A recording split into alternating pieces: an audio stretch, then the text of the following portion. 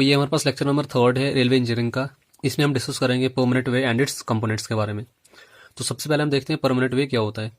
The railway track which handles normal commercial traffic regularly is known as permanent way. It is also known as permanent track. जो railway track normal commercial vehicle को regularly handle करता है तो that is known as permanent way. ये permanently जब एक बार हमने ले कर दिया तो इसको हम रिमूव नहीं करते हैं, तो that is known as permanent way. It is also known as permanent track. Next हम इसमें डिस्कस करेंगे कंपोनेंट्स ऑफ परमानेंट वे। तो हमारे पास जनरली जो है 5 कंपोनेंट्स हैं परमानेंट वे के। So first is rails, second is sleepers, third is ballast, fourth is sub ballast and fifth is sub grader formation. तो वन बाय वन हम यहाँ पे सबको डिस्कस करते हैं। First we will discuss about rails. अब rails क्या होता है? Rails are the main part of permanent way rested on sleepers. They are connected to each other by means of fastenings. तो फास्टनिंग्स की हेल्प से इनको हम एक दूसरे के साथ कनेक्ट करते हैं। They behave like continuous girders. They generally carries axle load. तो ये कंटिन्यूअस गर्डर की तरह बिहेव करते हैं और ये एक्सल लोड को कैरी करती हैं। To bear the stresses developed due to heavy vertical loads, lateral and braking forces and thermal stresses. तो रेल्स का फंक्शन क्या होता है? उन स्ट्रेसेस को बियर करना जो किसी वजह से डेवलप होते हैं, हैवी वर्टिकल लोड की वजह से, लेटरल एंड ब्रेकिंग फोर्सेस की वजह से, थर्मल स्ट्रेसेस की वजह से। तो जितने भी टाइप के स्ट्रेसेस जनरेट होते हैं उन सबको बियर करना, it is the function of rails. To transmit load to the sleepers and reducing pressure on ballast. Load जो है ट्रांसफर करना स्लीपर्स पे, और जो बैलास्ट वगैरह पे प्रेशर आएगा उसको रिड्यूस करना है। CG of the rail section should coincide with the CG of rail height so that maximum tensile and compressive stress is nearly equal. Next हम यहाँ पे डिस्कस करेंगे टाइप्स ऑफ रेल्स। अब रेल्स हमारे पास जनरली 3 कैटेगरीज में classified है: double headed rails, bull headed rails और flat footed rails. तो फर्स्ट इसमें जाता है हमारे पास डबल हेडेड रेल्स। अब डबल हेडेड रेल्स क्या होती है? It is that type of rails whose head and foot are of same dimension। तो डबल हेडेड रेल्स में उसका हेड भी और इसका फुट भी है सेम डायमेंशंस का होता है। It is also known as dumbbell rails. It is generally consist of 3 parts: upper table known as head, second is web and the lower table known as foot. For hoping of doubling of life of rails. अब double headed rails में 2 heads इसलिए provide किए जाते थे क्योंकि इसको दोनों side use किया जाता था। एक साइड जब इसका हेड खत्म हो जाता था फिर इसको रिवर्स करके दूसरी साइड यूज किया जाता था। But it was experience that it can't be use due to long contact with chairs made the surface rough. लेकिन डबल हेडेड रेल्स को हम यूज नहीं कर सकते थे क्योंकि एक साइड जो उसका कंटिन्यूअस चेयर के कांटेक्ट में रह के रफ सरफेस हो जाता था। तो जब हम उसको रिवर्स करते थे वो रफ सरफेस की वजह से हम उसको यूज नहीं कर पाते थे। तो इसलिए इनका यूज जो है आज के टाइम में ऑब्सोलीट हो गया है। They are made up of wrought iron और इनकी लेंथ कहाँ से लेकर कहाँ तक वैरी करती है? 610 से लेकर 732 सेंटीमीटर तक। सो सेकंड टाइप हमारे पास आ जाती है bull headed rails. It is that type of rail whose head is larger than foot। तो इसका हेड जो होता है वो लार्जर देन होता है इसके फुट से। Here foot is provided only to hold wooden keys properly. तो इस रेल में जो फुट प्रोवाइड किया गया है उसका फंक्शन सिर्फ इतना है कि वुडन कीज को प्रॉपरली होल्ड करके रखें। It is the most commonly used rail on Indian railways specially for constructing points and crossing. This is the most important point from examination point of view. सिर्फ bull headed rails को ही हम points and crossing पे use कर सकते हैं। बाकी हमारे पास जो 2 टाइप्स ऑफ रेल्स हैं, फ्लैट फुटेड रेल्स और double headed rail, they can't be use for the construction of points and crossing. Have less strength and stiffness and requires costly fastenings and maintenance cost is also high. इनकी strength जो होती है कम होती है, stiffness भी कम होती है और इनकी जो मेंटेनेंस कॉस्ट है वो काफी ज्यादा हाई होती है और इनकी फास्टनिंग कॉस्ट भी काफी हाई होती है। Chairs are required. तो इस केस में चेयर्स जरूरत होती है इनको होल्ड करने के लिए स्लीपर्स के साथ। So last type of rail हमारे पास आ जाती है flat footed rails. Invented by Charles Vignoles in 1836 and they are also known as Vignole rails. तो फ्लैट फुटेड रेल्स को चार्ल्स विग्नोल्स ने इन्वेंट किया था 1836 में। तो sometimes they are also known as Vignole rails. It's so popular that 90% of world railway track are laid with this form of rails. आजकल के time अगर हम देखेंगे 90% ऑफ वर्ल्ड रेलवे जो है फ्लैट फुटेड रेल से लेड है। As the name suggest their foot is flat. तो इनका फुट जो होता है काफी ज्यादा फ्लैट होता है as compare to its head. Indian railways में अगर हम देखेंगे इसके लिए जो स्टैंडर्ड कोड बनाया गया है 45 RBS। No chairs are required. Its stiffer both vertically and laterally than the bull headed rails of equal weight. इसकी स्टिफनेस भी अच्छी होती है बोथ वर्टिकली और लेटरली एज कम्पेयर टू अगर हम देखेंगे bull headed rails. Less maintenance cost required but can't use at points and crossing. तो मैंने आपको ऑलरेडी बोल दिया कि bull headed rail is the only rail which can be use for the construction of points and crossing. It's removal becomes difficult क्योंकि इसका foot जो होता है फ्लैट होता है। जब हमने इसको रिमूव करना होता है तो फ्लैट फुट की वजह से इसको रिमूव करना थोड़ा डिफिकल्ट हो जाता है। Bearing plates are required for fixing of rails. तो इस केस में हमें बीरिंग प्लेट्स की जरूरत होती है जब हमें फ्लैट फुटेड रेल्स को फिक्स करना होता है स्लीपर्स के साथ। सो नेक्स्ट कंपोनेंट जो परमानेंट वे का आता है वो हमारे पास है स्लीपर्स। अब स्लीपर्स क्या होते हैं? These are the transverse members under the rails for supporting them and fixing them to gauge distance. तो जो भी हम ट्रांसवर्स मेंबर्स रेलवे ट्रैक में यूज करते हैं, that transverse members are known as sleepers. अब इनका काम क्या होता है? रेल्स को सपोर्ट करना और गॉज डिस्टेंस को मेंटेन करना। Rails are fixed to sleepers with the help of spikes. अब रेल्स को हम स्लीपर्स के साथ किसके जरिए कनेक्ट करते हैं? With the help of spikes. They are made up of wood, cast iron, prestressed concrete. अब ये अलग अलग टाइप के मटेरियल्स के बने हुए होते हैं, वुड के बने हुए होते हैं, कास्ट आयरन के बने हुए होते हैं, प्रीस्ट्रेस्ड कंक्रीट के बने हुए होते हैं। आगे हम डिटेल में डिस्कस करेंगे किस किस टाइप के स्लीपर बने हुए होते हैं। They transmit heavy stresses to the ballast. तो जो भी स्ट्रेसेस वगैरह आते हैं फास्ट मूविंग ट्रेन की वजह से, तो उन स्ट्रेसेस को ये क्या करते हैं? ट्रांसमिट करते हैं नीचे बेलास्ट जो है आगे फाउंडेशन में ट्रांसफर करते हैं। नेक्स्ट हम इसमें डिस्कस करेंगे टाइप्स ऑफ स्लीपर्स। अब स्लीपर्स हमारे पास जनरली दो कैटेगरीज में क्लासिफाइड है, लॉन्गिट्यूडनल स्लीपर्स और ट्रांसवर्स स्लीपर्स। तो फर्स्ट हम यहाँ पे देखते हैं लॉन्गिट्यूडनल स्लीपर्स क्या होते हैं। Longitudinal sleepers are the early form of sleepers but not used in nowadays. Longitudinal sleeper जो है ये अर्ली टाइम में, एंशिएंट टाइम में ज्यादातर यूज किए जाते थे। आजकल के टाइम में इनका यूज जो है ऑब्सोलीट हो गया। They are generally consist of slabs and stones और pieces of wood placed parallel to rails. तो लॉन्गिट्यूडनल स्लीपर्स जो है जनरली स्टोन्स या पीसेज ऑफ वुड के बने हुए होते थे और इनको पैरेलल टू रेल्स ही प्लेस किया जाता था beneath the rails. Running track is not smooth when used this. तो जब हम लॉन्गिट्यूडनल स्लीपर्स को यूज करते थे तो उसकी वजह से रनिंग ट्रैक में स्मूथनेस वगैरह नहीं आती थी, मतलब जो व्हीकल्स को मूव करने में काफी ज्यादा प्रॉब्लम आती थी इनकी वजह से। तो that's why such type of sleepers are absolute in nowadays.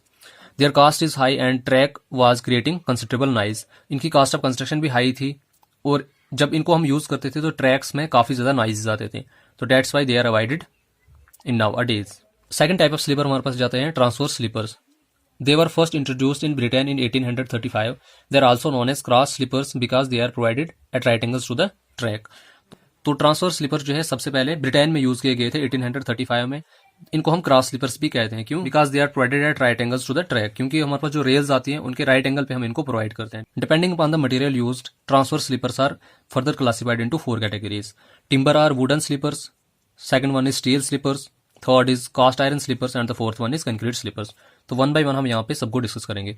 First we will discuss about timber or wooden sleepers. They are generally made up of timber or would.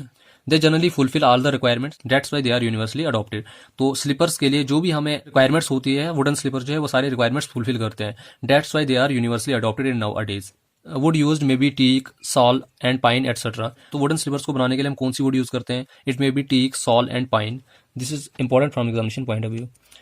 Teak is the best material for sleeper. So teak जो है best material है for sleepers के लिए, but it's very costly as compare to sal and pine, specially in India. In India sal, deodar, fir and chair wood are mostly used for the construction of sleepers. Rails are fixed either directly और through bearing plates और chairs with the help of dog spikes, screw spikes etcetera. So rails को हम slippers के साथ या तो directly connect कर सकते हैं या फिर with the help of bearing plates by using dog spikes, screw spikes etcetera. Much useful for heavy loads and high speeds. Heavy loads और हाई स्पीड्स के लिए टिम्बर जो स्लीपर है मोस्ट सुटेबल है। इनका लाइफ स्पैन जो होता है जनरली 10 से 20 ईयर्स तक होता है। Preservatives are required. अब ऑब्वियस सी बात है वुड के बने हुए होते हैं तो प्रिजर्वेटिव्स की इनको जरूरत होती है, अदरवाइज ये डिके हो जाएंगे। जैसे टर्माइट अटैक की वजह से, वर्मिनिस अटैक की वजह से ये डिके हो सकते हैं। तो that's why they require preservatives. India में अगर हम बात करेंगे, rectangular wooden sleepers are used for main lines and half rounded sleepers are used for branch lines. Best sleepers for track circuiting because of good insulator. अब wood जो है good insulator है तो that's why they are best for track circuiting. Derailments is less. इनमें जो डीरेलमेंट के chances होते हैं वुडन स्लीपर्स में वो काफी ज्यादा कम होते हैं। But they have less scrap value, difficult to maintain gauge. इनकी स्क्रैप वैल्यू जो होती है कम होती है। इनमें गॉज डिस्टेंस को मेंटेन करना वो भी मुश्किल हो जाता है। इनमें डिस्टर्बेंस भी इजिली काज हो सकती है। तो ये हमारे पास इसके डिसएडवांटेजेस हैं। High maintenance cost and law life span. इनकी मेंटेनेंस कॉस्ट भी काफी ज्यादा हाई होती है और इनका लाइफ स्पैन जो होता है कम होता है as compare to steel sleepers and cast iron sleepers. Next we will discuss about steel sleepers. They are generally made up of steel. They are in the form of steel trough inverted. इनकी shape जो होती है already वैसी बनी होती है। Rail को हमने सिर्फ इसमें इंसर्ट करना होता है और with the help of fixtures उसको सिर्फ हमने क्या करना होता है, होल्ड करके रखना होता है। तो इनमें मतलब कोई एक्स्ट्रा जॉइंटिंग वगैरह की जरूरत नहीं पड़ती है। तो रेल को ले करने के लिए इनमें ऑलरेडी स्पेस बनी हुई होती है। Mostly used on Indian railways in nowadays. इनका लाइफ स्पैन जो होता है 30 से लेकर 40 ईयर्स तक होता है। Can be easily corroded due to verminous attack. Obviously बात है स्टील जो है कोरिजन रेजिस्टेंस नहीं है तो इनमें कोरिजन वगैरह काज होता है। Not good for track circuiting because they are not insulators. तो स्टील जो है गुड कंडक्टर ऑफ इलेक्ट्रिसिटी है तो that's why they are not suitable for track circuiting. They have good scrap value, good resistance against creep, requires few fastenings, have good longitudinal, lateral and frame resistance. Scrap value भी अच्छी होती है, resistance against scrap भी अच्छा है, fastening भी इनमें कम जरूरत होती है, have good longitudinal lateral and frame resistance, but they are not suitable for all types of ballast. तो वुडन स्लीपर जो है they are suitable for all types of ballast, but steel sleepers are not suitable for all types of ballast. Their cost is high and they gets damage easily due to derailment. तो इनमें derailment के chances अकर होते हैं। So third हम इसमें discuss करेंगे cast iron sleepers. They are made up of cast iron. They are extensively used on Indian railways since 1870। तो 1870 से इनको जो है यूज किया जा रहा है इंडियन रेलवेज में। Today about 60% of broad gauge are laid with this sleepers. आजकल के टाइम में अगर हम देखेंगे इंडिया में 60% जो है ब्रॉड गॉजेज में कास्ट आयरन स्लीपर्स यूज किए गए हैं। They are generally consist of two pots or plates connected with wrought iron tie bar whose size is 51 mm into 13 mm and diameter of pot is 610 mm and 508 mm। तो ये generally दो pots या plates का बना हुआ होता है जो आपस में रॉट आयरन टाई बार की हेल्प से कनेक्टेड होते हैं। टाई बार का यहाँ पे साइज कितना होता है 51 mm into 13 mm। Diameter pot क्या होता है 610 mm and 508 mm। Plate sleepers जो होती है हमारे पास रेक्टेंगुलर फॉर्म में होती है, उनका साइज होता है हमारे पास 864 mm into 305 mm। They have high scrap value and their lifespan is 35 से लेकर 50 years। Difficult to maintain correct gauge and requires large number of fittings। तो इनमें भी gauge distance को maintain करना काफी ज्यादा मुश्किल है। तो इनमें जो है large number of fittings की भी जरूरत होती है। They have good longitudinal and lateral resistance and suitable for all types of ballast। तो कास्ट आयरन स्लीपर जो है हर टाइप के बैलास्ट के लिए सुटेबल है। Their maintenance cost is low and can be dismantled and assembled easily। तो इनकी maintenance cast भी कम है, इनको हम डिसमेंटल भी इजिली कर सकते हैं और असेंबल भी इनको इजिली कर सकते हैं। कास्ट आयरन स्लीपर्स में डीरेलमेंट भी अकर होती है। They are not suitable for track circuiting. अब ओवैसी बात है, आयरन जो है जो भी आयरन स्लीपर्स हैं they are not suitable for track circuiting because they are not good insulators. तो ट्रैक सर्क्यूटिंग के लिए हम उन्हीं स्लीपर्स का यूज कर सकते हैं विच है गुड इंसुलेटिंग प्रॉपर्टी। तो वो वुड के अलावा जो है किसी भी स्लीपर में गुड इंसुलेटिंग प्रॉपर्टी प्रेजेंट नहीं है। They are not suitable for modern methods of maintenance. तो मॉडर्न मेथड्स ऑफ मेंटेनेंस के लिए भी कास्ट आयरन स्लीपर सुटेबल नहीं है। They take about 6 months for complete consolidation in case of renewal of track. तो जब भी हम ट्रैक को रिन्यू करते हैं या रिपेयर करते हैं तो कम से कम ये 6 महीने लग जाते हैं इनको कंप्लीट कंसोलिडेशन होने के लिए। So next and last type of sleeper हमारे पास आ जाता है concrete sleepers. They are generally made up of reinforced और prestressed cement concrete first used by Monier in France in 1884। ये जनरली रेनफोर्स सीमेंट कंक्रीट के बने हुए होते हैं या प्री-स्ट्रेस्ड सीमेंट कंक्रीट के बने हुए होते हैं। फर्स्टली जो है कंक्रीट स्लीपर जो है फ्रांस में यूज किए गए थे। It was first use by Monier in France in 1884। Their use become popular after World War second. तो वर्ल्ड वॉर सेकंड के बाद जो है कंक्रीट स्लीपर्स का यूज काफी ज्यादा पॉपुलर हो गया। क्यों? क्योंकि वर्ल्ड वॉर सेकंड के बाद जो है काफी ज्यादा रेलवे ट्रैक्स जो है डिस्ट्रॉय हो गए, स्पेशली यूरोपियन कंट्रीज की अगर हम बात करें, हमारे पास फ्रांस हो गया, जर्मनी हो गया, इटली हो गया। तो इसकी वजह से क्या होगा कि सप्लाई ऑफ वुड भी कम होगी और रेलवे ट्रैक्स भी काफी ज्यादा डिस्ट्रॉय हो गए। तो अल्टरनेटिव जो है यहाँ से उनको फाइंड आउट करना ही था। That's why they tried concrete sleepers. फिर वहां से जो है इनका यूज पॉपुलर हो गया in all parts of the world. Use of concrete sleepers on Indian railways still an experiment. अगर हम देखेंगे स्पेशली इंडियन रेलवेज में कंक्रीट स्लीपर्स का यूज जो है अभी भी अंडर एक्सपेरिमेंट ही चल रहा है। They are used in nowadays at every place except points and crossing. This is the most important point. ये मैंने आपको पहले ही बोल दिया। देखो जैसे हमने पीछे डिस्कस कर लिया कि bull headed rails are the only types of rails which we can provide in case of points and crossing. Similarly wooden sleepers are the only types of sleepers which we can use in case of points and crossing. Except wooden sleepers we can't use any other type of sleeper for the construction of points and crossing. तो ये point most important point है examination point of view से। I am repeating again. इनका wait जो होता है generally 150 kg से लेकर 300 kg तक वैरी करता है और लाइफ स्पैन जो होता है इनका 30 से लेकर 40 ईयर्स तक होता है। They are most suitable for welded track rails. तो वेल्डेड ट्रैक रेल्स के लिए कंक्रीट स्लीपर जो है मोस्ट सुटेबल है। Ordinary fastenings can not be use. Concrete sleeper के लिए हम ऑर्डिनरी फास्टिंग का यूज नहीं कर सकते। Such type of sleepers require special fastenings to hold them with the rails. Better stability to the track and maintain gauge. इनकी stability जो है वो बेटर है और गॉज डिस्टेंस जो है प्रॉपरली मेंटेन करते हैं ये। Free from attack of वर्मीन and requires less fittings. तो वर्मीन टर्माइट वगैरह का अटैक जो है इन पे कोई भी इफेक्ट क्रिएट नहीं कर सकता है और इनमें फिटिंग्स भी कम जरूरत होती है as compare to other sleepers. Derailment is excessive and no scrap value. ये पॉइंट जो है इसका डिसएडवांटेज है क्योंकि इसमें एक्सेसिव डीरेलमेंट अकर होती है और इनकी स्क्रैप वैल्यू भी कुछ नहीं होती है, जीरो होती है। Renewal of track is difficult. तो इस केस में जो ट्रैक को रिन्यू अगर हमने करना होगा तो वो भी डिफिकल्ट हो जाता है।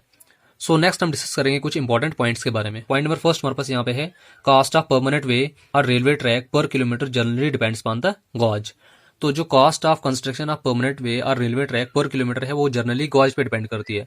हम ब्रॉड गॉज यूज करेंगे तो उसके लिए कॉस्ट ऑफ कंस्ट्रक्शन ज्यादा होगी, अगर नैरो गॉज यूज करेंगे तो उसके लिए कॉस्ट ऑफ कंस्ट्रक्शन कम होगी। पॉइंट नंबर सेकंड हमारे पास यहाँ पे है the tractive resistance of the track should be minimum.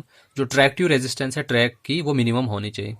Point number third हमारे पास यहाँ पे है permanent way should provide adequate elasticity to prevent the harshness of impacts between the rails and moving wheels. So permanent way में elasticity जो होनी चाहिए वो एडिक्वेट होनी चाहिए so that to prevent the harshness of impacts between the rails and moving wheels. Point number fourth हमारे पास यहाँ पे है initially the distance between the outer flanges और faces of the rails was considered as गाज। अब आपको पता है कि गाज डिस्टेंस क्या होता है, inner to inner distance between two rails, but initially जो है गाज डिस्टेंस को outer टू outer डिस्टेंस माना जाता था, means outer to outer distance between two rails was considered as gauge. Point number fifth हमारे पास यहाँ पे है first railway track was laid in England with an outside gauge of 1.54 metre. England में जो है फर्स्ट रेलवे ट्रैक लेके गई थी, उस वक्त जो उसका आउटसाइड गाज रखा गया था वो कितना था, it was 1.54 metre. But in nowadays outside gauge को रिप्लेस कर दिया है विद इनसाइड गॉज के साथ। तो आजकल के टाइम में अगर हम देखेंगे गॉज डिस्टेंस हम inner to inner distance between two rails consider करते हैं। पॉइंट नंबर 6 हमारे पास यहाँ पे है narrow gauge is also known as feeder और लाइट गॉज। तो इसको हम फीडर गॉज भी कहते हैं या लाइट गॉज भी कहते हैं। पॉइंट नंबर 7 हमारे पास यहाँ पे है in India approximate cost of construction of broad gauge and metre gauge track पर kilometre is Rs 50 lakh to 1 crore. तो इंडिया में अगर हम देखेंगे कॉस्ट ऑफ कंस्ट्रक्शन जो है ब्रॉड गॉज और मीटर गॉज की है पर किलोमीटर के हिसाब से हम देखेंगे अप्रोक्सीमेट 50 लाख से 1 करोड़ के बीच में आती है। पॉइंट नंबर 8 हमारे पास यहाँ पे आ जाता है wheel diameter is 0.75 times gauge used. तो जो व्हील डायमीटर आता है it's generally 0.75 times gauge used. Point number 9 हमारे पास यहाँ पे जाता है speed of train is directly proportional to gauge distance. तो अगर हम ब्रॉड गॉज यूज करेंगे वहां पे स्पीड ऑफ ट्रेन ज्यादा होगी as compare to narrow gauge. So next and last point हमारे पास आ जाता है adzing of sleeper. This is the most important point from examination point of view. Adzing of sleeper means cutting of timber sleeper to provide inward slope of 1/20।